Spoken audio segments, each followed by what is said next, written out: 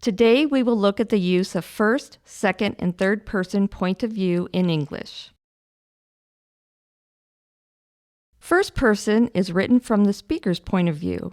The pronoun I or we is used from the position of the speaker or writer. An example is, I gave the dog a bone.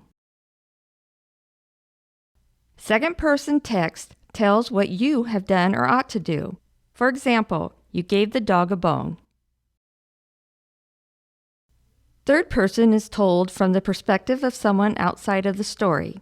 The pronouns he, she, it, or they are used. An example is, she gave the dog a bone. First person is the most common form used in speech. Second person is used as the form of instruction, and third person is used as narration to express the view and knowledge of the narrator. In some languages, person or point of view is usually communicated with a prefix or suffix, not a separate word. You should do what is most natural in your language. Furthermore, in some languages, including Greek, using the separate word for the personal pronoun indicates a special emphasis on that pronoun. Do what is natural and accurate in your own language instead of using a separate word simply because the English text did so. It is important to note that sometimes in the Bible, the text changes from writing in the first person to the third person. You might not be able to do that in your language and should stay with one or the other. Let us look at an example. Psalms 89, 5-8 reads, "The heavens praise your wonders, Lord, your faithfulness too, in the assembly of the holy ones. For who in the skies above can compare with the Lord? Who is like the Lord among the heavenly beings? In the council of the holy ones, God is greatly feared. He is more awesome than all who surround him. Who is like you, Lord God Almighty? You, Lord, are mighty, and your faithfulness surrounds you."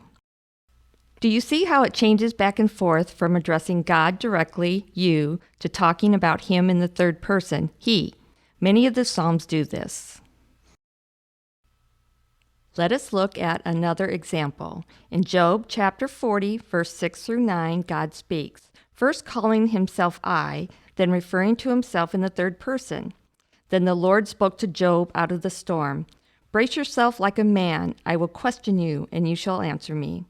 Would you discredit my justice? Would you condemn me to justify yourself? Do you have an arm like God's, and can your voice thunder like his?" Often when Jesus is teaching, he uses the second person. Sometimes the instruction will switch to a third person pronoun, such as the passage that reads in Luke chapter 13, verse 15. Then the Lord answered him, "You hypocrites! Does not each of you on the Sabbath untie his ox or his donkey from the manger and lead it away to water it?"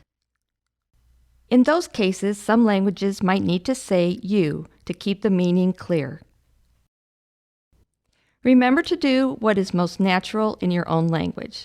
This now ends the lesson on how to best translate the use of first, second, and third person into your own language.